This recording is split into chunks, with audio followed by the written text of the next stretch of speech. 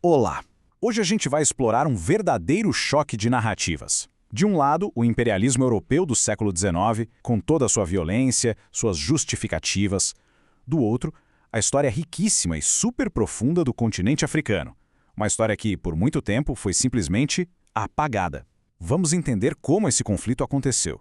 Para começar, essa frase do Cecil Rhodes, que era assim uma figura-chave do imperialismo britânico na África, ela já bota as cartas na mesa. Ele deixa bem claro que essa expansão toda não tinha nada a ver com missão civilizatória. Era pura sobrevivência interna. Um império, como ele mesmo diz, era uma questão de estômago. Basicamente uma maneira de exportar os problemas sociais da Europa, sabe? A conquista virou uma válvula de escape. Então vamos entrar na primeira parte, ideologia e expansão. Porque, pensa bem, uma expansão que é só sobre dinheiro, só sobre economia, ia pegar mal, né? Ia parecer pura ganância. Então, foi preciso construir toda uma justificativa moral, intelectual, uma ideologia mesmo, para fazer com que a dominação de continentes inteiros parecesse legítima. Olha, no final do século XIX, o capitalismo mudou de cara. Deixou de ser aquele sistema de livre concorrência para virar um capitalismo de monopólios. E aí a lógica mudou completamente. O capital industrial se juntou com o financeiro e ficou muito mais lucrativo exportar o próprio capital, investir em outros lugares, do que só vender produtos. E claro, a África e a Ásia se tornaram os alvos perfeitos para essa nova fase expansionista. E para justificar essa dominação toda, criaram uma coisa chamada darwinismo social. E aqui é muito importante deixar claro, isso é uma distorção completa, uma perversão da teoria do Darwin, ok? A ideia era basicamente criar um ranking de povos, uma hierarquia, com os europeus, claro, lá no topo. E isso não só legitimava a conquista, como fazia parecer que era, sei lá, um destino, uma missão civilizatória desses povos que se achavam superiores. Essa ideologia veio com um kit completo de justificativas. Tinha, por exemplo, o conceito jurídico de res nullius, que quer dizer coisa de ninguém. Na prática, eles diziam que se uma terra não fosse explorada do jeito europeu, ela era vazia, não tinha dono. Aí tinha a ideia do fardo do homem branco, que tratava os povos colonizados como se fossem crianças que precisavam ser cuidadas. E para fechar, a eugenia, que era uma pseudociência racial que serviu de desculpa para tudo, de esterilização em massa até genocídio. Beleza, agora a gente entra na segunda parte, a partilha do mundo. Vamos ver como essa mistura de necessidade econômica com justificativa racial virou, na prática, uma divisão violenta do planeta.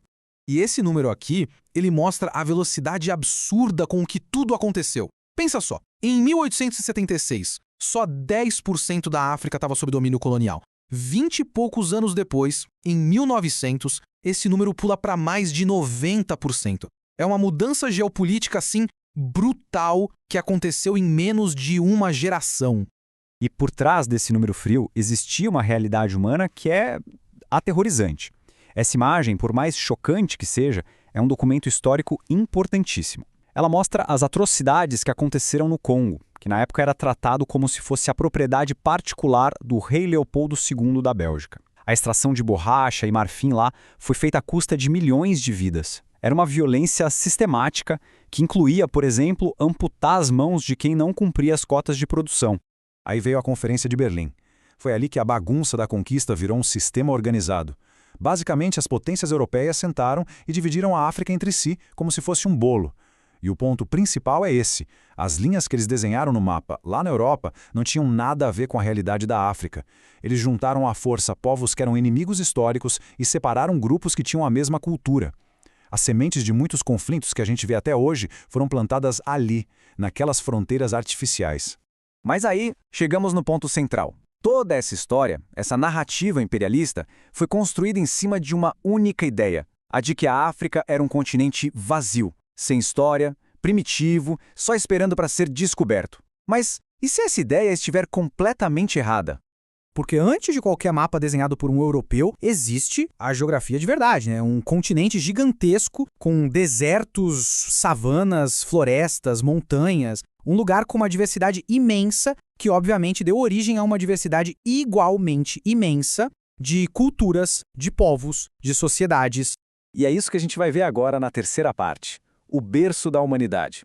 Vamos começar a resgatar a história que foi intencionalmente apagada. A história que mostra que a África, longe de ser um continente primitivo, é, na verdade, o ponto de partida de todos nós. Essa linha do tempo aqui coloca tudo em perspectiva. A história da humanidade não só passou pela África, ela começou na África. Fósseis como o pezinho, a Lucy, todos eles provam isso. A nossa espécie, o Homo sapiens, surgiu ali. E só muito, muito tempo depois, uns 70 mil anos atrás, é que começou a migração para povoar o resto do mundo. Se a gente pensar nisso, a era imperialista não dura nem um piscar de olhos. Vamos para a quarta parte. Civilizações antigas e ignoradas. Por que essa história tão longa não foi só de grupos pequenos de caçadores-coletores, não. Muito antes de qualquer europeu pisar lá, o continente já tinha civilizações super complexas, super sofisticadas, o que, destrói completamente aquele estereótipo colonial. Olha só que incrível! Isso aqui acaba com o mito da África primitiva. A gente está falando de impérios com escrita, com arquitetura monumental, como o Egito Antigo e o Reino de Kush. Cidades-estado poderosíssimas, como Cartago, que batiam de frente com Roma. Civilizações como Anok, que já dominavam a metalurgia do ferro por conta própria, muito antes de outros lugares. A variedade de sociedades, de tecnologia, era gigante. E agora, para fechar a quinta parte, consequências e legado. O que acontece quando essa ficção criada pelo imperialismo bate de frente com a realidade da história? É aí que a gente entende o tamanho do estrago e o legado que esse apagamento deixou. Aqui o contraste fica escancarado. De um lado, a ficção, a mentira criada para justificar a exploração. Do outro, a verdade, aquilo que a arqueologia e a história provam. O imperialismo não foi só sobre conquistar terras, foi uma tentativa de reescrever a identidade de um continente inteiro só para caber na sua própria historinha.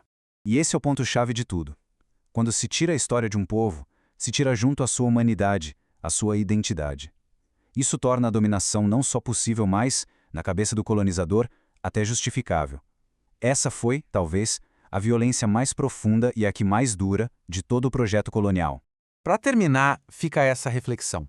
Esse padrão de criar uma narrativa para justificar o poder e apagar outras histórias, isso não aconteceu só na África no século XIX. Olhar para esse caso ajuda a gente a ser mais crítico com as histórias que a gente ouve hoje em dia, né? Fica a pergunta: que outras vozes foram silenciadas para que só algumas fossem ouvidas?